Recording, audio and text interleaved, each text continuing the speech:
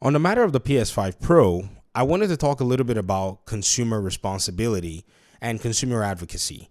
Now, one thing about consumer advocacy in the PlayStation Xbox conversation is whenever you try to point out, specific flaws or specific shortcomings of PlayStation or Xbox, the fans can be quick to attack you in some cases. And so you have to be, in a sense, maybe careful or maybe ignore all of it so that they may learn the hard way.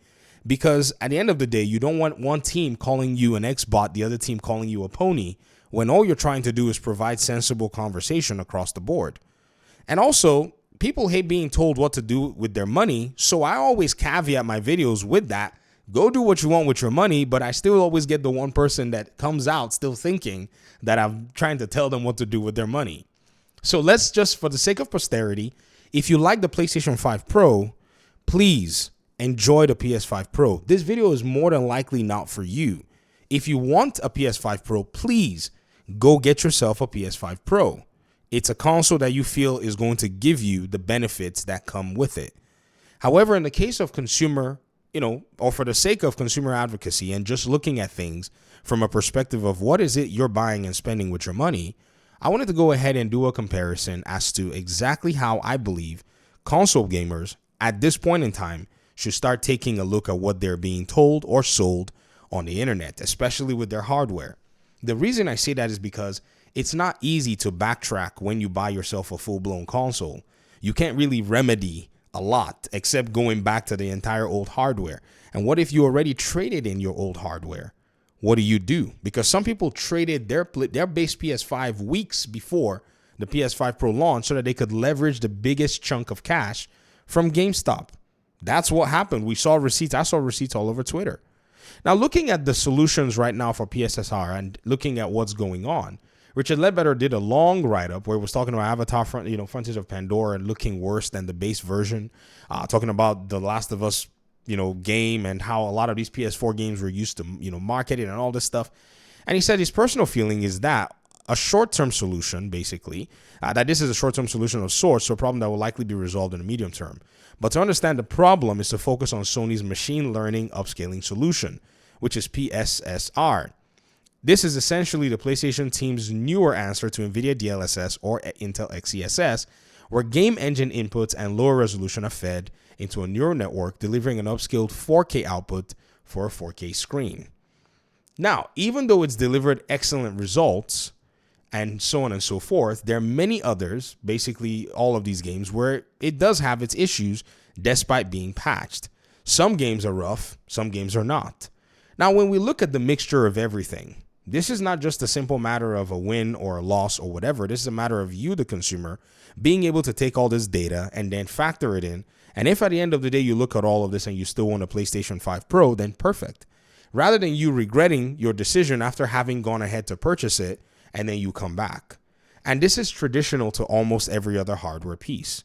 For example, when AMD announced its 9800X 3D processors, they ensured that they put some data out there and put some performance metrics and juxtaposed it against the other competitors' CPUs, the Intel Core i9 Ultra 285K.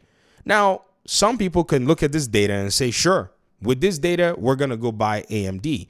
But the savvy consumer would wait because there's what they call the consumer advocate that takes one for the team. They buy the products, they test it out, and if the data matches, then they say this is what the data says. And you, the consumer, you go ahead and make whatever informed decision you want. Some people will still buy Intel. They don't care. They're like, I want to buy Intel. I don't want to deal with AMD. And that's perfectly fine.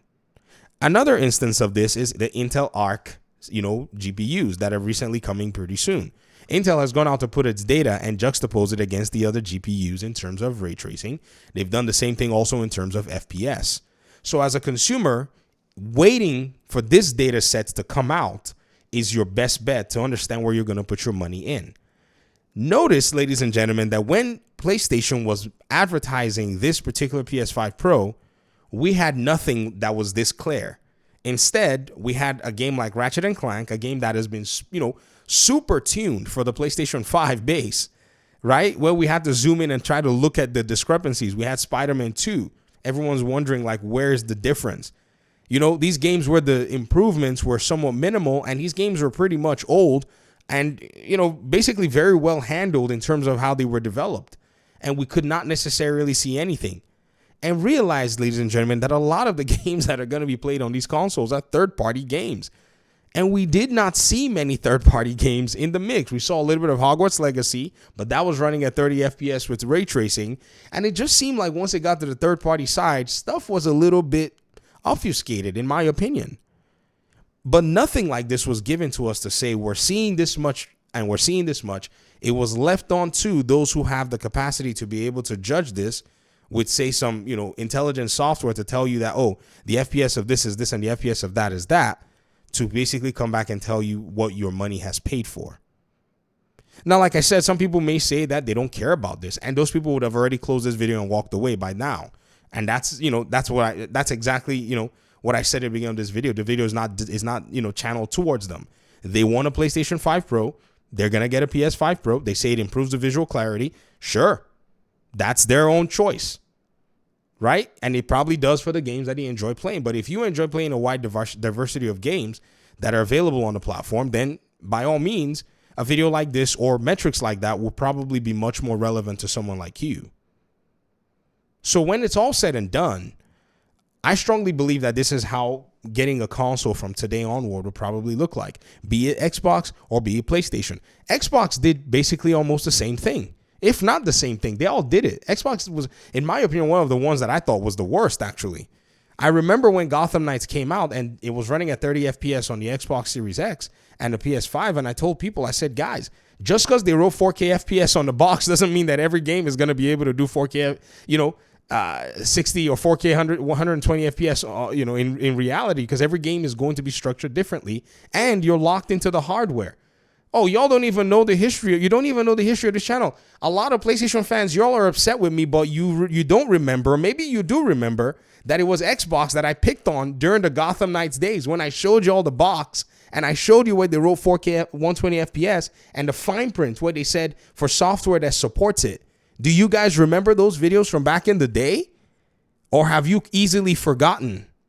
Here's one of my videos from a year ago when I was talking about this particular issue and even citing Richard Ledbetter when he wrote that particular article and said that, some games are just not going to run at 60 FPS on these consoles, even though the console makers promised you something, but no one had the games to be able to go ahead or even the information to be able to check these console performances across the board in many games.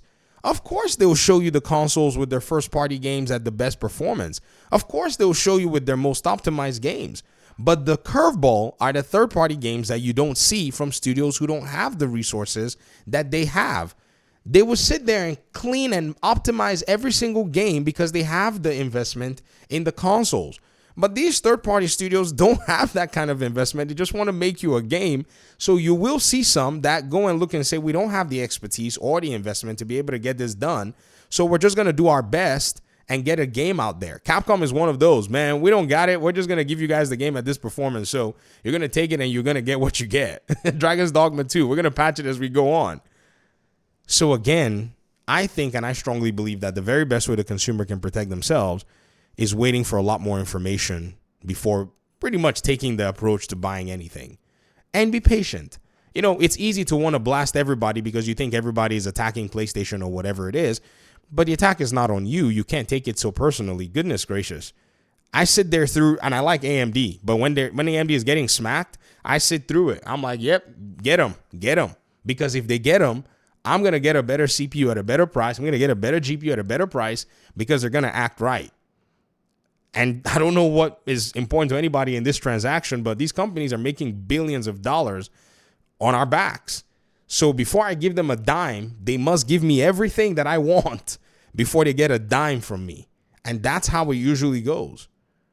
But if somebody takes the approach that I don't really care, it's not a big deal, the money is not big to me, then great. You're a baller. Wonderful.